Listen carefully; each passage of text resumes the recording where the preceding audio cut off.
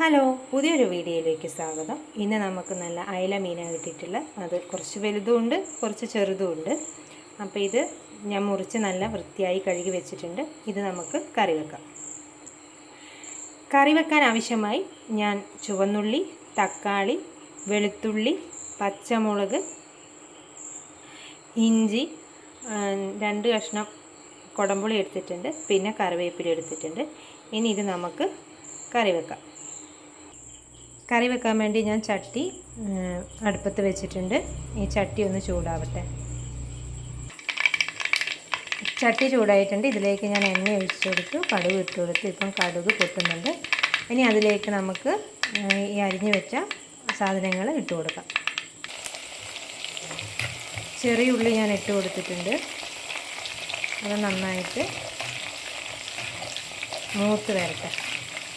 നന്നായി കിടന്ന് നന്നായി മൂത്ത് വരഞ്ഞ് വരട്ടെ. അതിലേക്ക് ഞാൻ തക്കാളിയും ചേർത്ത് കൊടുത്തിട്ടുണ്ട്.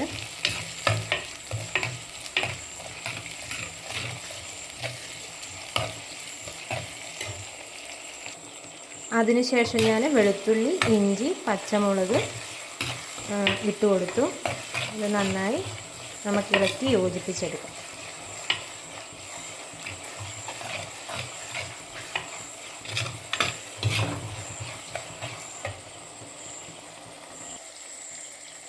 ഈ കറിയിലേക്ക് ഞാൻ ആവശ്യത്തിന് മഞ്ഞൾപ്പൊടിയും മുളക് പൊടിയും ചേർത്ത് കൊടുത്തു. നന്നായി മിക്സ് ചെയ്യുക. കറിയിലേക്ക് ഞാൻ ആവശ്യമായ വെള്ളവും ഉപ്പും ചേർത്തിട്ടുണ്ട്. ഇനി കറിയിലേക്ക് കുടംപുളി എടുത്തിടാം. കറിയിലേക്ക് ഞാൻ എടുത്തു വെച്ച കറിവേപ്പില ഇട്ട് കൊടുത്തിട്ടുണ്ട്. ഇനി ഇതൊന്ന് തിളക്കട്ടെ. അതിനുശേഷം മീൻ ചേർക്കാം കറിയിലേക്ക്. കറി നന്നായി തിളച്ചിട്ടുണ്ട്. ഇനി നമുക്ക് ഇതിനകത്തേക്ക് നമ്മൾ എടുത്തു വെച്ചിരിക്കുന്ന മീനിന് ഇട്ട് കൊടുക്കാം. മീൻ ചെറുതായതുകൊണ്ട് ഞാൻ മുറിക്കാതെയാണ് ഇട്ട് കൊടുക്കുന്നത്. വലുതാണെങ്കിൽ 2 കഷ്ണമാക്കിയിട്ട് കറിയിൽ ചേർത്ത് കൊടുത്താൽ മതി.